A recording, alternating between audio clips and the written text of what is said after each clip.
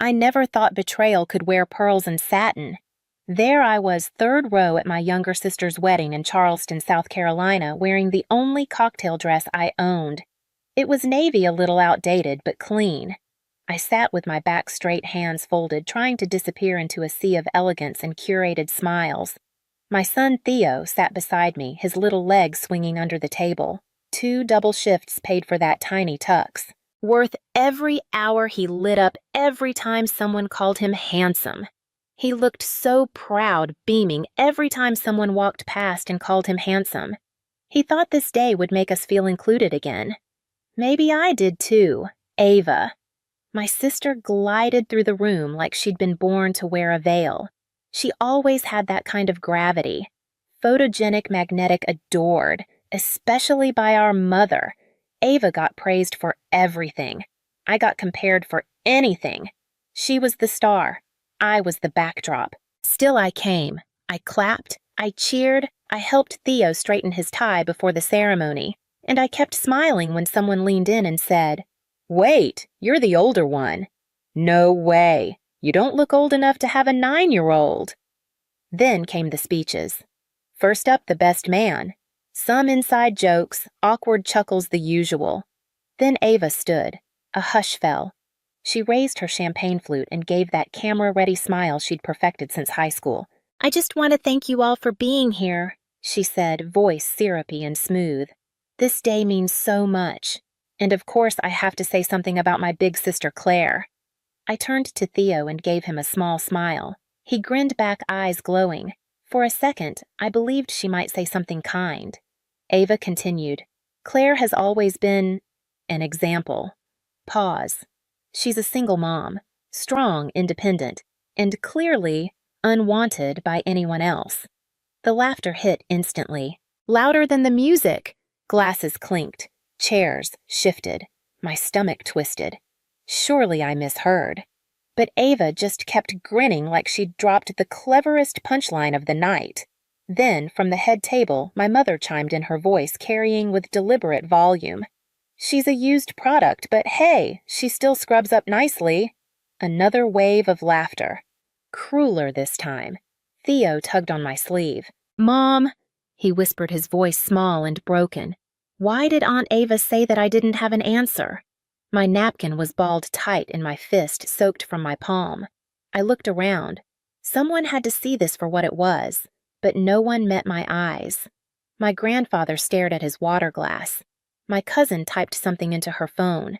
Even my uncle, who once called me the heart of the family, looked away. Theo's little brows pulled tight, unsure, hurt, and that was the moment I cracked. His mother, the woman who bandaged his skinned knees, who stayed up late drilling long division flashcards, was being ridiculed by her own blood. Max didn't understand the weight of their laughter, but I did. And in that moment, I wanted nothing more than to grab his hand and leave. Just walk out of the grand ballroom, past the ice sculpture, the champagne tower, the curated perfection, never look back. But something in me didn't move. My body betrayed my will. I wanted to speak, to stand and say, "You have no idea what I've survived," to scream that I was more than their pity, their gossip, their joke. But my throat locked. My legs trembled under the linen-covered table. And then I heard it, a chair sliding back. Sloane's fiancé, Jackson Reed, stood, slowly, deliberately. He didn't glance at Sloane, didn't look at the guests. His eyes landed straight on me, and the room changed. Not a rescue, not a scene. Something colder, sharper, a reckoning. In my family, being the older sister didn't mean leading the way. It meant absorbing the shame first. I'm Erin Blake, 35, single mom, the stain on a family obsessed with appearances. I live with Max in a 2-bedroom walk-up in Savannah. Sundays are pancakes. I patch his jeans. He calls me Mom the Fixer. It's not glamorous, but it's ours, and it's honest. My family sees that as failure. My mother Margot thinks the Blake name deserves better. That's why she called Sloane's wedding our second debut, a chance to show the world we were still golden. Sloane is 5 years younger than me. Always dazzling, always cushioned. She has Margot's smile and Margot's protection. If Sloane tripped, she got silk pillows. When I stumbled, I got lectures. When I got pregnant at 26, my boyfriend promised a life together. By the 5th month, he was gone. No goodbye. No explanation. My family did ask questions. They offered conclusions. Disappointment disput Max when I held him. It was like every cruel word turned to static. Still, I hoped they see me again. Not as the shame, but as someone trying. So when Sloane's invitation arrived, I said yes. Even though they misspelled my name. Even though I wasn't in the wedding party. Even though I rented my dress and curled my hair in a motel mirror, while Max practiced saying, "Congratulations," I told myself this was closure. That maybe, just maybe, this was an olive branch. Thevenue was. Surreal white roses blanketing the hedges, gold-rimmed place cards, a string quartet playing La Vienne Rose. Sloane shimmered like bridal royalty. When she saw Mesh blinked like she hadn't expected me to actually show up. "Max is getting big," she said before turning away. And that when I knew this wasn't a reunion, it was a stage, and I'd just been cast as the punch. And when the laughter hit, it landed like a slap. No hand, no warning. Just the sting of 100 eyes pretending not to see. Max looked up at me confused. "Why are they laughing, Mom?" he whispered, his voice barely louder than the clinking silverware. I couldn't answer. My throat burned. My fingers twisted the napkin in my lap like a lifeline. I wanted to say something, anything to shield him, but there were no words that could undo what had just happened. No explanation that would make sense to a 9-year-old who thought this night was supposed to be beautiful. I scanned the room, hoping for one kind face. Uncle Dean stared at his drink. Elise was texting under the table.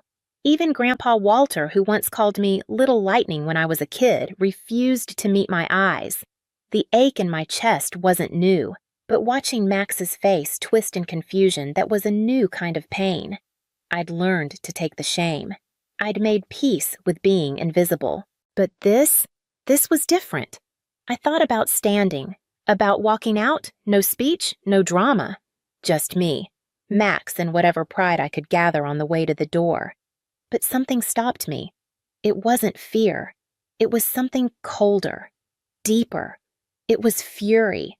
Not the kind that explodes, the kind that settles in your bones, the kind that watches, measures. Then I heard it, a chair scraping slowly against polished wood. Jackson, Sloane's fiancé, polished, predictable. He stood not with anger but with intent. He didn't look at Sloane or Margot or the crowd. He looked at me, and the room changed. Forks paused mid-air. A waiter froze beside the champagne tower. Even the string quartet trailed off bowstrings hovering mid-note. Jackson didn't speak right away. He didn't need to. The tension was tight as wire. Our eyes met. He didn't look sorry for me. He looked resolute.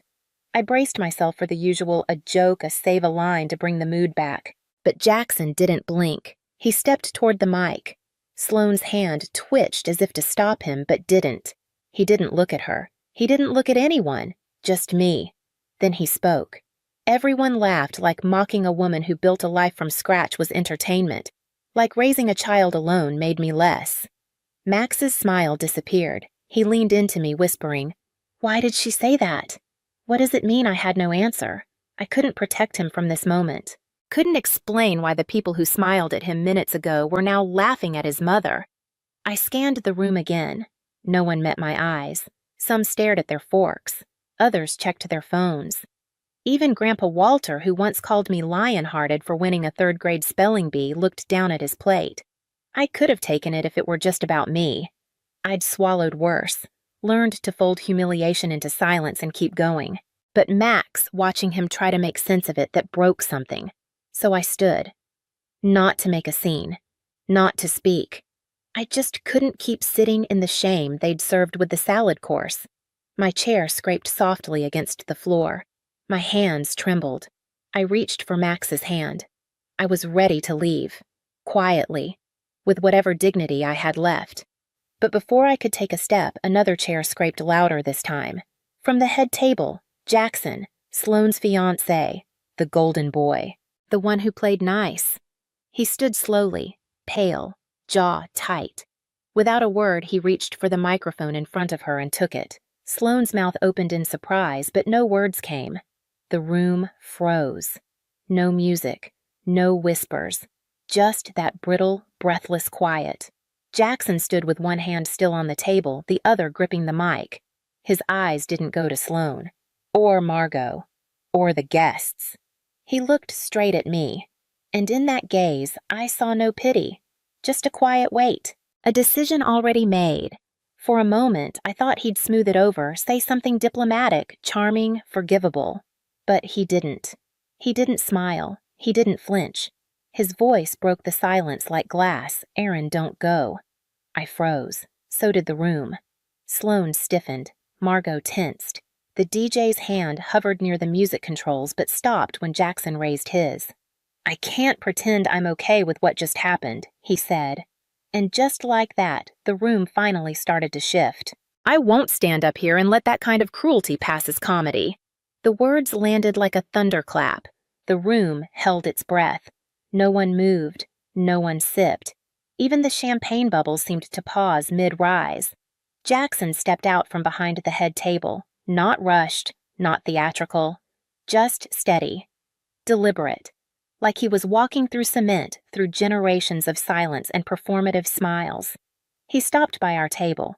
Me, Max, 2 untouched salad plates, a napkin I'd crushed into a ball in my lap. Jackson looked directly at the crowd. I've heard a lot about this family over the past year, he said, about loyalty legacy keeping up appearances. But what I just witnessed wasn't family. That was mockery in a tuxedo. Chairs shifted, glasses clinked nervously. A few guests glanced toward Margot. Others stared deep into their champagne like it might swallow them whole.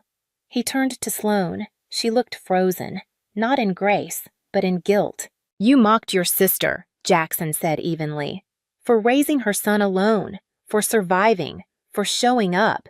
And worse, you did it in front of her child. Sloane opened her mouth, but nothing came out. Not a word, not a smile, not even her signature practiced shrug. She didn't ask to be put in that position, Jackson continued, but she came anyway. She sat quietly in the back. She smiled. She brought her son to celebrate you, and you turned that into a joke. I'd never seen Sloane look small before. Not once. But in that moment, all the sparkle drained from her like cheap glitter in rain. Jackson turned back to the room. Aaron didn't ask for sympathy. She's never needed a stage. But I won't marry into a family that confuses cruelty for humor and shame for tradition. If that's the price of admission, I'm out. A ripple went through the guests. Audible gasps.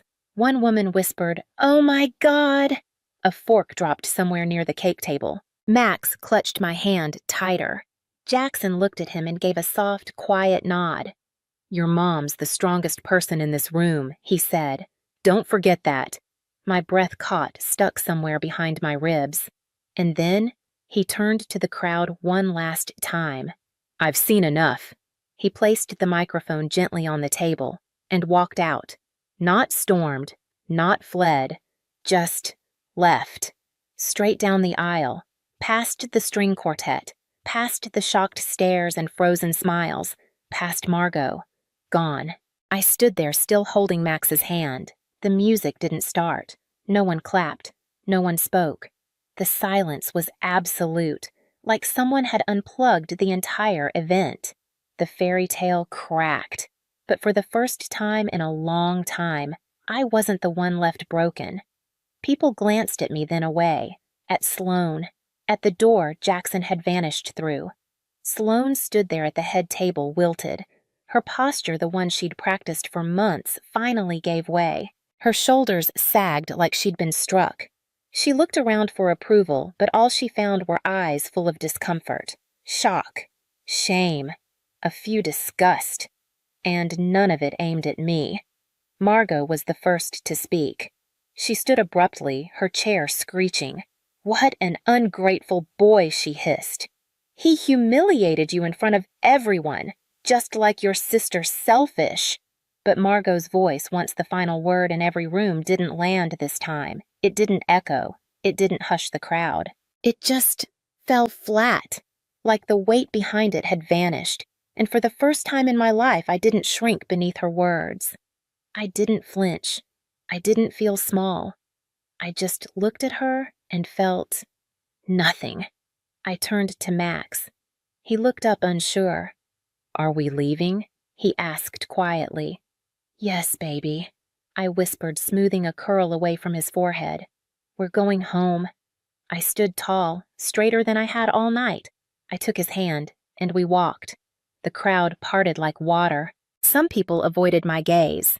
Others looked like they wanted to say something but didn't. Couldn't. Halfway to the exit, a voice called out soft-aged, trembling. "Aaron." I turned. Grandpa Walter. Pale, eyes red-rimmed. He stood slowly, hands slightly shaking. "I'm sorry," he said. "I should have stopped it. Years ago." I nodded. I couldn't speak. I wasn't angry. I understood what silence costs people. I'd lived it, but I also wasn't carrying that silence anymore. It was his to hold now, not mine. Outside, the air was cooler than I expected. Clean, sharp, honest. Max squeezed my hand. "Is the wedding over?" I looked down at him. "Yeah," I said with a tired smile. "I think it ended exactly how it needed to." We drove home in silence, no radio, just the hum of the road and the soft tap of Max's fingers on the window. When I tucked him in that night, he didn't ask any more questions. He didn't need to. The next morning, my phone was lit up with missed calls from cousins I hadn't heard from in years, from guests whose names I barely remembered. I ignored them all. A friend texted me, "You need to see this. Jackson's speech. Facebook. 50,000 views." I opened the link. There it was. Jackson's voice, calm and sharp, slicing through a ballroom of smug silence. And there I was, frozen in the frame, holding Max's hand. The comments poured in hero. She deserved better. I'm crying. Every single mom felt seen. I didn't cry. I didn't smile either. I just felt still, like something inside me had finally stopped clenching after years of gripping too hard. Later that week, Sloan tried to control the narrative. Said Jackson overreacted, that it was all just a joke, that people were too sensitive. But the truth had already landed, and no one was laughing anymore. A few days later, a bouquet of wildflowers showed up at my door. No note, just a small card tucked in the stems, to the lioness. I didn't need to wonder who sent it. The wedding never happened. But something far more important did. For once, I wasn't the one carrying the shame. I didn't have to explain myself. I didn't have to apologize. I walked out of that room with my son, my dignity, and my head held high. And somewhere out there, a man reminded an entire room, and maybe the internet, what it actually means to be strong. Sloan returned to her curated life like none of it had happened. The photos vanished from her Instagram. No captions, no explanations. And no, she never reached out. I didn't expect her to. Margot called once, not to apologize, not to ask if Max was okay. She said I'd embarrassed the family. All you had to do was laugh along. I let her speak for 30 seconds. Then I said something I never thought I'd say. "I'm not your scapegoat anymore." Then I hung up. It wasn't loud. It was clean, quiet, final. And for the first time, I felt no guilt for saying goodbye. That moment taught me something simple. I didn't need permission to see my own worth. My life didn't magically transform. I still work long hours, still burn the toast, still make 2 dinners pancakes for Max, roasted broccoli for me. But something's different now. I don't step into rooms hoping to be tolerated. I walk in knowing I belong. Max changed too. He asks more thoughtful questions about kindness, silence, and what it means to speak up. He talks about Jackson like he's Captain America. Sometimes I catch him lining up his toys like they're an audience giving little speeches to defend the quiet kid. And I know he saw something that night, something that will stay with him longer than the glitter and the vows. One evening while brushing our teeth, Max looked at me in the mirror. "Mom, are you still sad about what Aunt Sloan said?" I paused. "Not anymore." "Why?" He shrugged toothpaste on his chin. because I think you won, even though it wasn't a fight. That stayed with me, because he was right. I didn't yell. I didn't beg. I simply stood, took my son's hand, and walked away. And someone else, someone unexpected, stood beside me. Not out of pity, but out of principle. Jackson reminded an entire room what real decency looks like. Not the kind that wears a tuxedo or delivers toasts, but the kind that sees cruelty and says, "Not today." So, no, I didn't dance at my sister's wedding, but I left with something better: self-respect, clarity, and my son beside me. That was the ending no one expected, and exactly the one I deserved. If this stayed with you, leave a comment. And if you're looking for more stories that do the same, subscribe and stay a while. Thank you for being here.